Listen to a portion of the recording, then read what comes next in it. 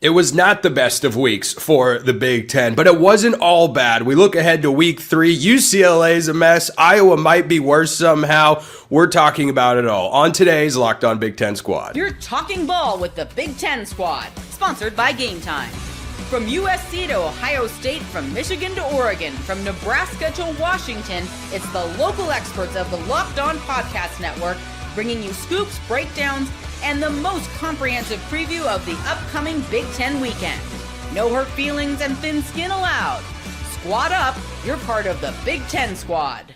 Happy Thursday, everybody. Welcome to this week's Locked On Big Ten Squad. I'm your host, Spencer McLaughlin, neutral arbiter of all things college football, with a very neutral take that Oregon's winning the national championship. This is finally the year for the Ducks. Obviously, Zach Anderson Yoxheimer of Locked On Bruins is here. Jay Stevens, Locked On Buckeyes. Nick Arvin, Locked On Boilermakers. Roman Tomashoff, not in the bottom right. I told you it was a coincidence the last times, from Locked On Huskies. Craig Sheeman, Locked On Big Ten. Jacob Goins, Locked On Hoosiers. Ryan Herrings, Locked On Badgers. And Zach Sako of Locked On Nittany Lions. How good are the FIU Panthers going to be? So unbelievably good this year. But Zach, we need to start with UCLA. Yikes. Man, yikes. This is a UNLV team that's been in the same place for like 2 weeks, and they almost lost to Idaho State on their home field week 1, and they had a 23-3 lead against the Bruins at the half and went on to win 30-23. It wasn't a great week for the Big Ten in the non-conference slate. It wasn't all bad. Michigan State, we'll talk about them, give them their flowers later. They did well. Illinois had a great win, but Michigan loses, UCLA loses, Iowa still can't throw the ball. Zach, what is going on with the Bruins? Well, one, their defense can't get a stop to save their lives. They've forced no turnovers in their first couple of games. They've generally struggled to tackle just basic things, basic principles in football defensively. Kind of been out of position in week 1, fixed that in week 2, but still couldn't stop Anthony Calandria. And then the offense hasn't clicked. It finally started to click in the second half. But overall, embarrassing. A lot of penalties in week 2. You thought that could have been a non-issue from close to zero penalties in week 1. But just the embarrassment continues from you bring in Nico, you expect everything to be fine and dandy. That's not the case, and maybe Deshaun Foster is certainly in over his head. Just a quick show of hands before I get to Jay. Whomst amongst us here thinks that tackling is important in college football? That's actually, unanimous. Okay. Yeah. You should communicate that to the Bruins, though. Jay, the Big Ten had a great win in Week 1 when your Ohio State Buckeyes knocked off the Texas Longhorns. Not as good last week. What do you make of the teams that just could not get it done this week? It happens. You're going to have teams early in the year that just flop and can't get it done. You mentioned earlier, I don't know if you mentioned in the open or not, but Iowa.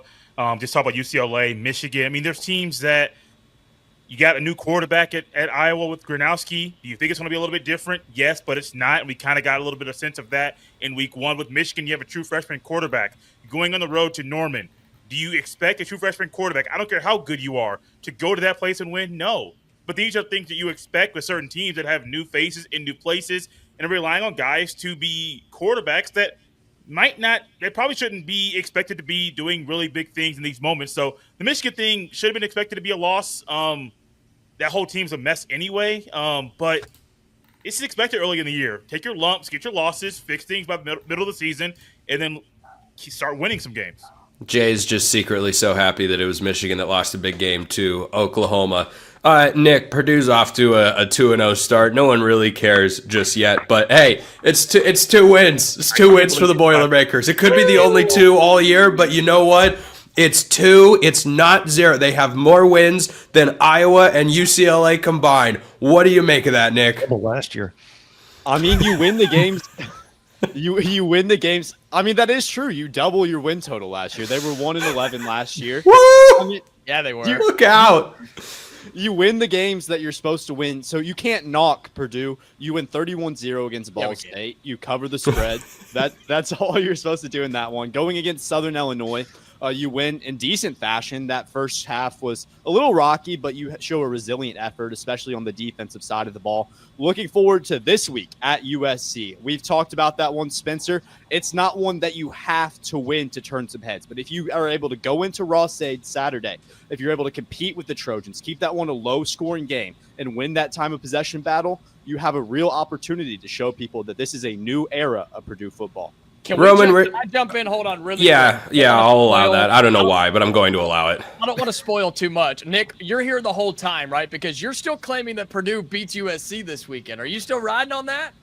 So I'd had two outcomes, and I got roasted. I'm sticking to my guns. But I got roasted for it because I did a thing with Spencer, and I had two outcomes. I think if Purdue is able to win the time of Just to be clear, we did a segment together. Yeah, I apologize. The two outcomes being a win or a loss, right? We did a thing together. Yes, but I think that if it's a close game, if it's a low-scoring game, there is an opportunity. I will stick with my guns, say that Purdue wins a low-scoring game. Okay. But in the event that Iamaleava and the USC Trojans, they come in and that offense is as good as they have shown the first 2 weeks, I think there is a also good opportunity that Purdue gets blown out. Okay. All right. Well, at least he's coming to see reason, guys. Look, we got to cut him some slack. New kid on the block. Roman Tomashoff, Locked On Huskies, not the newest kid on the block here at the network, of course. So I don't know what kind of intro that is, but I'll take it. What you normally get. I don't know. I don't know why the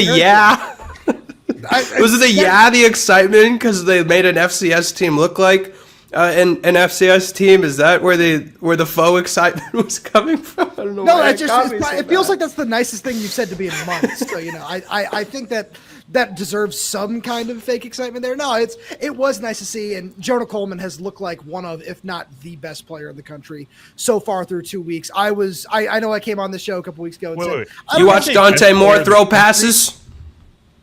Yeah, he just said best player in the country. He hasn't watched Dante Moore throw a pass. Oh, I have. Somebody told me to say that. Dante Moore? Does any other running back in the country have 7 touchdowns right now? No? Cool. Just checking there. But no, Jonah Coleman has looked fantastic, and it's something where he's changed his body in the offseason.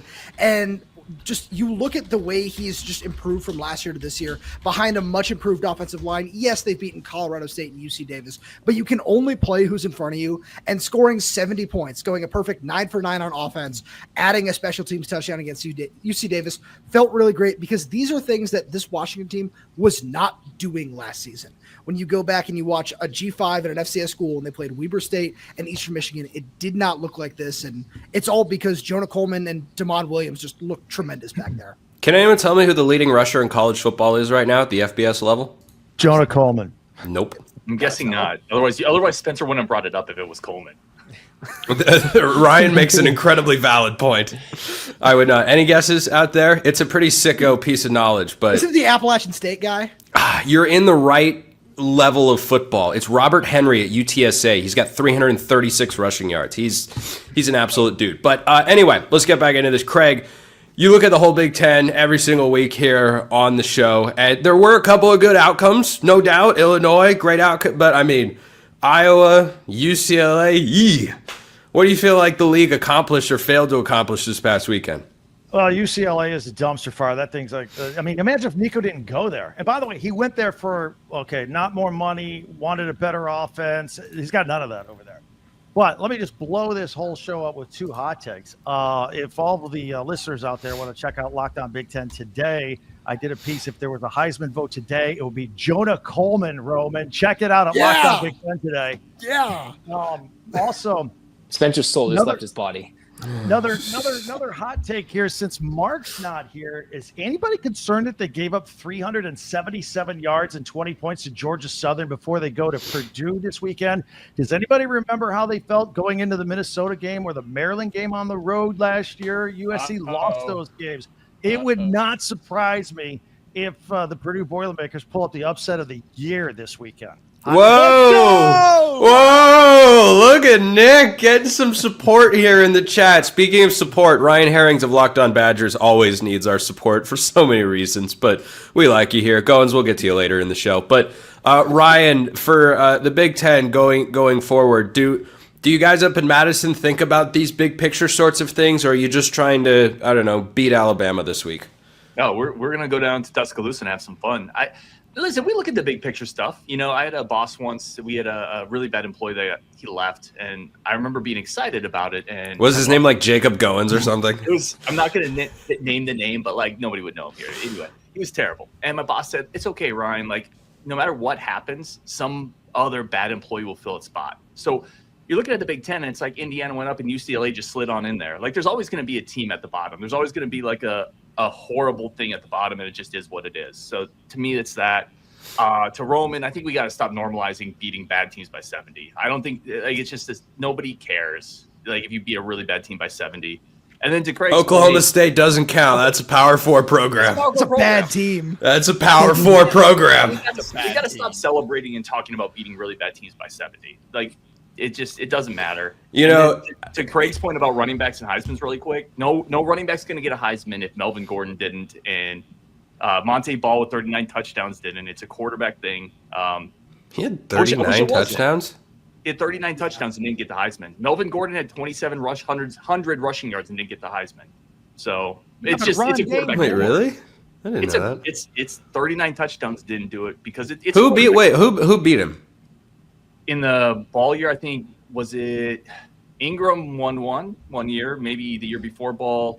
I know your quarterback got the one. Melvin Gordon should have got a little more consideration. Well, first of all, what is this? Yeah, I don't have a team. I'm neutral arbiter of all things college football. Secondly, I believe you're referring to Marcus Mariota, who was a magnificent football player and deserved everything he got. Amari Cooper had more votes that year than Melvin Gordon. Okay, that's kind of laughable. Okay, I want to wrap with Seiko because Ryan was raising an interesting point that we shouldn't normalize beating bad teams by a bunch. Penn State clearly believes in that philosophy based on this past weekend, right, Seiko? I mean, who needs to go up big at the half against FIU when you could just 10-0 at the break? Let's do it. I mean, Clemson's operating with the same philosophy. LSU's operating with the same philosophy too, right? You're going to have bad weeks, but I get it. You should be able to, if you're a national title contending team, you should be able to put away that respective opponent very early. So I think Penn State's going to play a little better against Villanova, who another juggernaut that they get to play here. Is it basketball season already? It almost is. It's almost wrestling season too over here. So I got that to look forward to. But yeah, the game against FIU was I just think they sleptwalked into that game. I don't think there was any interest. The buzz of the season starting was kind of over.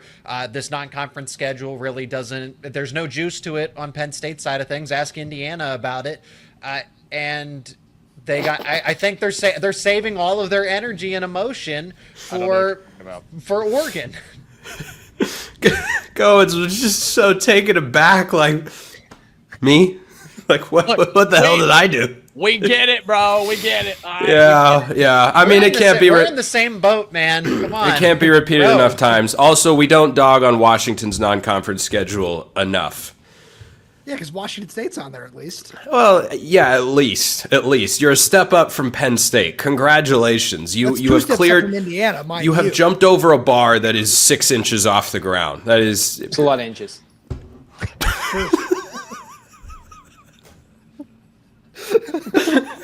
Depends on who you ask.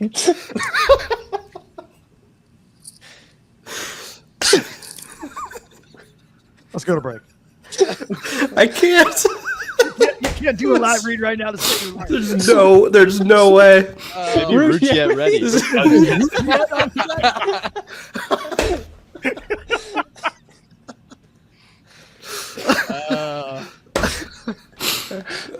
I could have picked any other number and it would have been fine. Yeah. Where's our producer? Brandon, where are you? Just Spencer now. All right. I swear to God, I'm a paid professional at some level. We're gonna talk about how much this gets left in. It's gonna be all of it. Are you kidding? Great. When we get back, we're gonna talk about the good outcomes the Big Ten had and look ahead to week 3. And I swear to God, we're gonna try and talk about football. We may or may not succeed. First, this episode brought to you by our friends at DoorDash. It's almost the weekend, so it's time to look back at last week and crown this week's MVP on Who Delivered, powered by DoorDash. Just like you can win every Saturday with DoorDash Streaks, saving more every time you order, these players delivered when it mattered most. Let's break it down and start with Luke Altmaier. Big game with several touchdowns in the big win on the road against Duke. They go on the road to Durham and win 45-19 in a game that a lot of college game day experts were picking the Blue Devils to win. Luke Altmaier delivered. The entire Michigan State team delivered a sneaky, nice-ish, kind of, non-conference win against Boston College at home. It went to overtime. It was crazy. East Lansing was on fire. Just like those guys delivered for their teams, DoorDash delivers your Saturdays. With DoorDash Streaks, you save every Saturday you order. Stack it up all season, and you could save $250, including $100 in DoorDash credits. Order this Saturday. Keep the streak alive. Fuel your game day. Only with DoorDash. Terms apply. Promo period through November 18th. Check out DoorDash today. Illinois dominates on the road. That was probably the best thing that happened across the Big Ten all week. Those that are still here are indeed still here. So let's go around and talk about the Illini for a moment. Some people have the Illini power rated as the fourth best team in the Big Ten coming into the season. Nick, do you feel differently about Illinois and where they stack up against the rest of the league after their big win against Duke? Goins, I don't want to hear a peep out of you until I instruct you to speak. No, I've said since the beginning of this year that I think that Illinois, although rated very high in the opening AP poll, we know that the AP poll doesn't matter at all now based off some of the voters. But it doesn't even matter because Illinois, they're a dark horse. They really showed up. The first half was a little bit rocky at times, but in the second half, they really put their foot on the pedal. And it just goes to show that whenever they face off against the Indiana Hoosiers, they have a very good chance of beating them pretty bad. I don't think that Goins' squad really has a chance because Luke Altmaier is play in his senior year. Oh, listen to that! Not a chance. Spencer, Not do you a want to chance. switch me and Jacob so we can? I kind of do. I think I can do that. Yeah, look at this. Okay, Goins. Yeah, go ahead. By the way, Nick, with regards to Illinois going to Bloomington and beating Indiana, great take. I mean, the sharpest of takes, dare I say, worthy of a national college football show type of take. That's just my unbiased look at it. Goins, would you like to respond now that you're in the correct position? Oh, I'm allowed to speak. Wow. Yes, so you nice. can. I permit you. Allow me. Since You I have the skipped talking pillow. Skipped in the first segment and now get dogged on in the second segment. Look, Nick, I understand you're trying to cope with the fact that USC may drop 80 on Purdue when they cut the town. But look, Illinois is a good team. Not a great team. Duke had 5 turnovers. Goins, what back of the trailer did you get stashed into once you started talking? The mic is not. You sound like you are 20 feet away from the microphone. It also slowly Is it working now? Now it's there. There we go. Now he's back. All right, keep going. Yeah, let me reset. I said that USC's dropping 80 on Purdue in case that didn't get into the first cut. Look, Illinois is a good team, not great. Duke had 5 turnovers in this game. 5 turnovers. And most of those were giveaways, not takeaways by Illinois. They're good, not great. And I don't feel any better or worse about Illinois because they beat Duke in a stadium that I had more people at my high school cross-country meet than they did. So whoa. I'm not worried about Illinois at all. They're good, not great, and I didn't learn anything more that we didn't already know about Illinois because they beat Duke. Seiko, after battling the Panthers, who admittedly have some phenomenally good uniforms, I must say. If you scroll through the team, not that I think about uniforms a lot, but I do. And FIU has some good ones. So I'll give you that. Great uniform team. But after struggling with FIU, do you feel like Illinois is a team that can get closer to you? I wish Penn State played them this season to really figure that out. They played them last year, and Illinois gave them a fight for the most part. I'm a full believer in Illinois this season. I don't want to say most, but it seemed like there was a strong contingent of people following the sport that said this is a trap game. The line is stinky. This clearly has the sharps are all over Duke, and it's not like Illinois. Okay. There were a lot of giveaways in that game, but Illinois did win 45-19.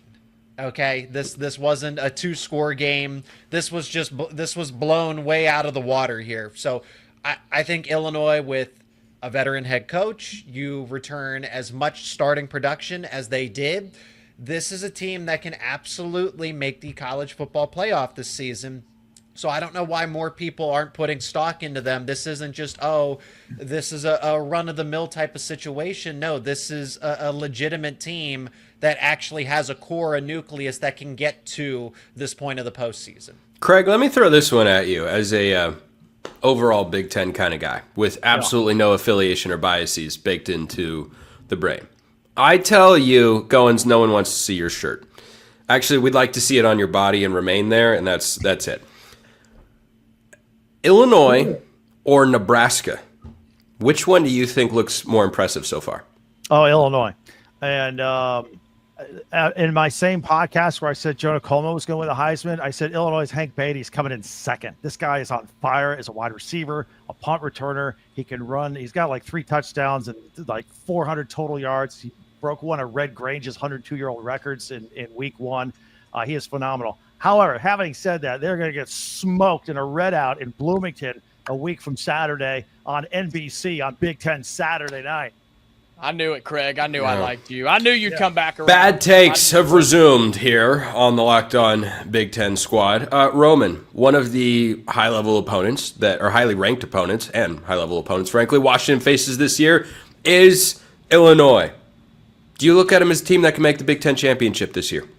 I look at them as a good team. I don't know if they're a Big Ten championship caliber team as of right now. Or right now, I think that when they come to Washington, they're going to lose that game. I think that's going to be a tough environment in a actually full stadium, to Goins' point a couple of minutes ago. And it's one of the things where, like Zach, you point out that, there were a whole bunch of turnovers in that game. And I think Illinois is a very solid team, but 4 fumbles in that game. I'm pretty sure they scored on at least 3 of those. I was trying to go back and look at the numbers, but I couldn't find the right metric. And I don't think, as Goins said, we learned anything new about Illinois in this game. I think that we knew that they were a solid, just really veteran team that is going to be fine. That's going to win a lot of games this season. But I didn't come away just saying, this is a juggernaut, we'll beat her kind of team. Herrings, I want to ask you about Danny O'Neal. Yeah. What do you think about is this Wisconsin's real savior at quarterback to put him above? Because there are a lot of teams that are rising right now, it feels like, in the Big Ten. Michigan State with a good win over Boston College. Nebraska's playing some really good ball. Illinois is doing well. USC looks good. Washington played well this past week. Is Danny O'Neal the guy, neutral arbiter of all things college football? Roman, keep up, please. Ryan, is Danny O'Neal the guy to get Wisconsin into that upper tier?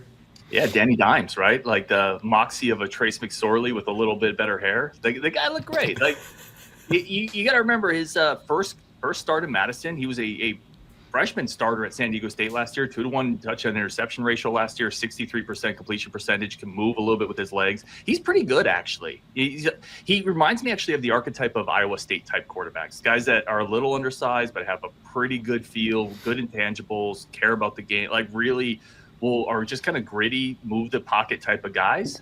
He looked really good for his first start in Madison. Now, the Badgers had a couple other issues against Middle Tennessee State. We had a few issues with the offensive line. We couldn't snap the ball. Had a couple of those type of problems that. Show of hands who thinks snapping the ball is important. The ideal, so Danny O'Neal is not the type of guy that's going to elevate a team past those things, but he looked really good. And I do think it's possible the Badgers found their quarterback for next year with Danny O'Neal. How about that? Just the way that they drew it up. Forget Billy Edwards. It was always about Danny O'Neal. It was always about Danny O'Neal. When we get back, we're looking ahead and making picks for week 3 in the Big Ten. That's coming up next on the Locked On Big Ten Squad. First, this episode brought to you by our friends at Mazda. Mazda crafts cars for those who do more than simply move. Mazda delivers confidence with every ride with more IIHS Top Safety Pick awards than anyone else as of August 2025. From footwork to breath work, athletes sweat all the details. Mazda brings this same intention to how they craft every single model. You can feel the Japanese craftsmanship in every detail, from the metallic accents to available Napa leather upholstery. They've got all the details covered. I'm a very detail-oriented guy myself. I'm sure many of you are as well, and that is just how Mazda rolls. So make sure you check them out. Like the players in the Big Ten, Mazda sweats every detail, because when you make every move count, impossible becomes irrelevant. Mazda, move and be moved. This episode also brought to you by our friends over at FanDuel. The NFL season's here. College football's here. FanDuel's making sure you're ready for kickoff with a can't-miss offer. Right now, new customers can bet just $5, and if your bet wins, you'll get $300 in bonus bets to use across the app. So if you want to spice up the Big Ten slate this week, which we're about to talk about in segment 3 of the Squad Show today, you can do that over at FanDuel. You have got lines, you've got money line, you've got point totals, all of which can be wagered upon over at FanDuel, with a bunch of other bets across the season as well. NFL, college football, they have it all. So if you're ready to play, download the FanDuel app now by visiting FanDuel.com to get started. That's FanDuel.com to place your first $5 bet. You can get $300 in bonus bets if your first $5 bet wins. Check them out at FanDuel.com.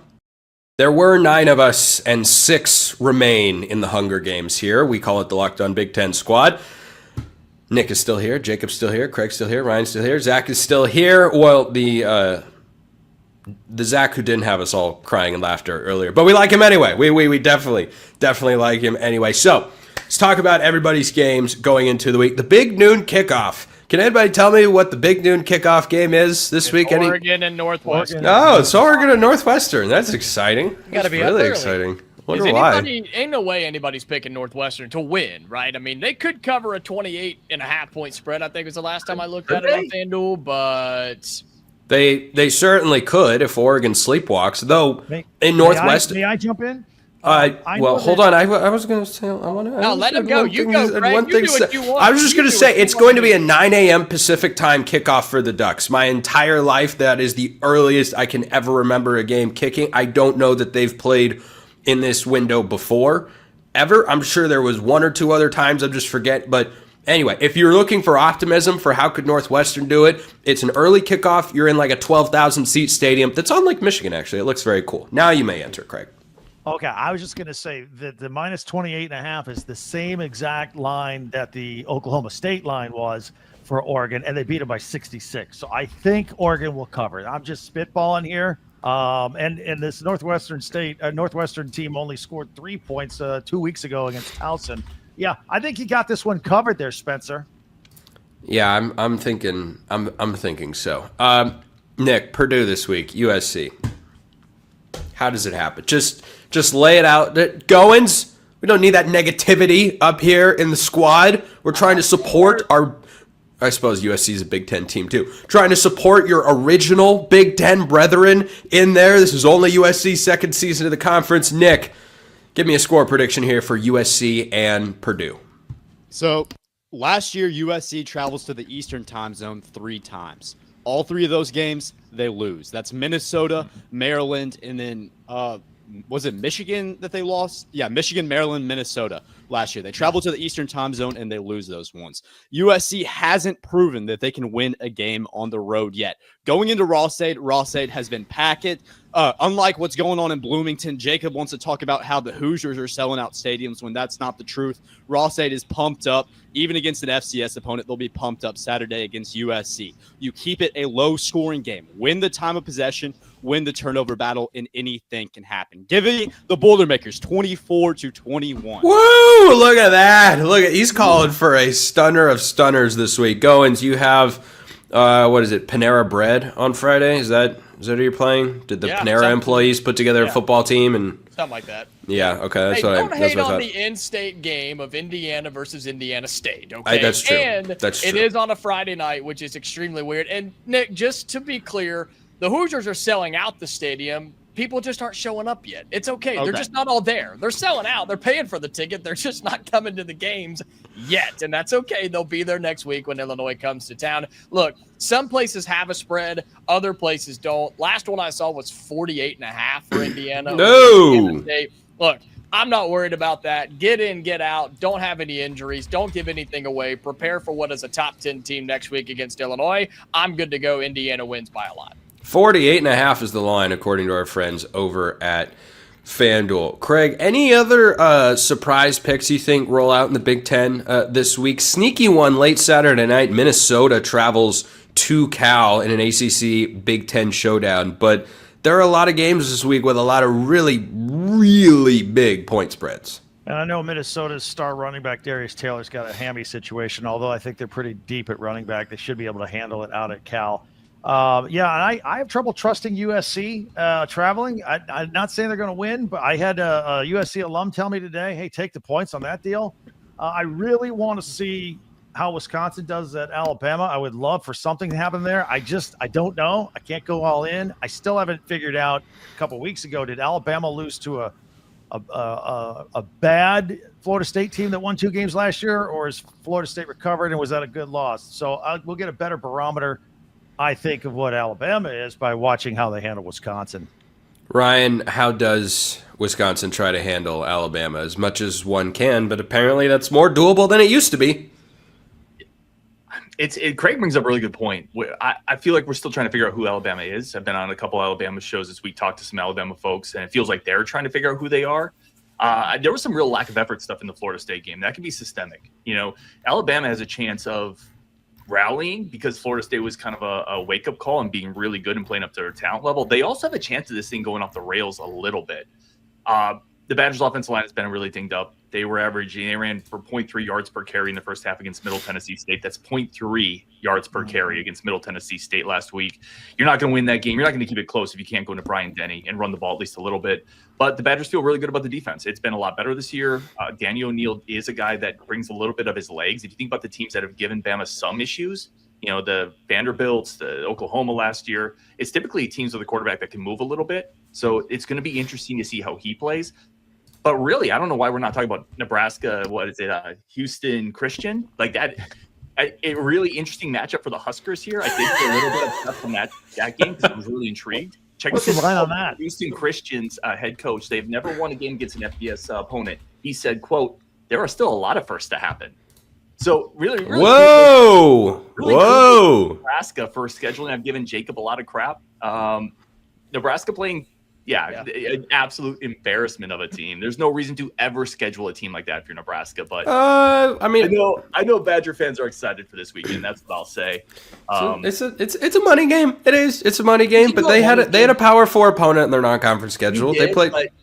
Listen. I'm not even going to allow you to finish that sentence. I love you, dude. Me and you are like Legos. We stick together on most things. But I am not going to let you finish that sentence. There's no reason for a team that's won national titles to ever schedule in the Big Ten. The SEC is different. It's embarrassing. It's one thing for Indiana. They don't have history. Nebraska has a history. They've won titles. They should never schedule a team like that. Well, everybody needs money to make the world go round, and Houston Christian is going to be the beneficiary of that. Seiko, not a tough matchup on tap for Penn State. Give me your hottest take for what's going to happen in the Big Ten this week. There aren't even that many Power 4 matchups. I tell you one that I think people should watch for at the moment just because vibes in LA are so low. New Mexico and the points on Friday night on Big Ten Network is highly intriguing. Jason Eck is New Mexico's head coach. He replaces now Utah offensive coordinator Jason Beck. Oh, just a fun fact I wanted to throw out there. Anyway, Seiko, floor yours. Yeah, I guess that's where I'm looking because Penn State, again, doesn't have we're talking about Houston Christian, Nebraska, and it's like, do I really want to throw stones in my glass house here? But it's an in-state, kind of like Indiana. I guess the excuse can be, well, it's an in-state game, and this was decided years ago, so it's just kind of all come together. And for what it's worth, Penn State was supposed to play Virginia Tech this season as that Power 4 non-conference game, but that one got canceled because... Who canceled it? I actually don't know. It had something. Oh. I think Virginia Tech did. I think VT did because it was supposed to be a home and home, and then COVID, and then they wanted to reschedule, and Virginia Tech didn't want to reciprocate. So isn't Brent Pry a former Penn State defensive coordinator? Yeah. Oh. Boo. I know. Boo. Yeah, get in there and boo the scheduling move. Goins, boo. Imagine canceling future P4 games. What is wrong with that? The audacity. That's As a Big Ten team, who could possibly do that? That's sickening. I guess I'm staying up late you're getting up early, Spencer. I'm staying up late for Cal, Minnesota. Is that the one we're thinking about here? Because Minnesota, I think that's a fun game. That's a field goal spread. There's really Jacob and I have talked about it. We've hashed it out. This week 3 is just lame compared to. I mean, week 2 is great. Week 2 is must-watch TV across the board. So we don't know the good without the bad, right? So week 2 was so great because we have the likes of week 3 here. I'll be looking forward to Northwestern covering in the first half, and then Oregon finally settling in. I think Alabama wins comfortably against Wisconsin, and then Cal, Minnesota, if I'm still up. See what PJ Fleck can do out on the West Coast. I would think Cal wins that game, honestly. I think Cal, Minnesota is actually the best game in the Big Ten this week. Like, I think it's going to be the most entertaining game to watch. The slate goes like this: Indiana State at Indiana, New Mexico at UCLA. I mean, that could be interesting. Oregon at Northwestern, Wisconsin at Bama, Central Michigan at Michigan, Houston Christian at Nebraska, Towson at Maryland. Maryland's going to be a 3-0 team going into Big Ten play, by the way. Villanova at Penn State, USC at Purdue. That could be fun, maybe. Norfolk State at Rutgers, Youngstown State at Michigan State, Ohio at Ohio State, Western Michigan at Illinois, Massachusetts at Iowa. Maybe Iowa's favored by 35.5 points. Will they score 35? That's what I was wondering. Like, UMass is not scoring a point in that game. But is Iowa scoring 25 points? No, Mark Grodowski won't hit 100 yards passing in that game. He hasn't yet, so that would be a first. Yeah, that might be. But don't worry, Kirk Ferentz still the answer. That might be one of my best bets on Locked On College Football later this week. And then it's Minnesota at Cal with the smallest point spread of the week, 2.5. It is a 9:30 p.m. or is that 10:30 Eastern? Sorry, 10:30 Eastern kickoff on ESPN. So should be fun. Nick Garvin, Locked On Purdue, Jacob Goins, Locked On Hoosiers, Craig Sheeman, Locked On Big Ten, Ryan Herrings, Locked On Badgers, Zach Sako, Locked On Nittany Lions. I'm Spencer McLaughlin from Locked On All Over the Place. We'll see you next time. Hope you enjoyed it. We certainly did. And until then, hope you all have a wonderful rest of your day.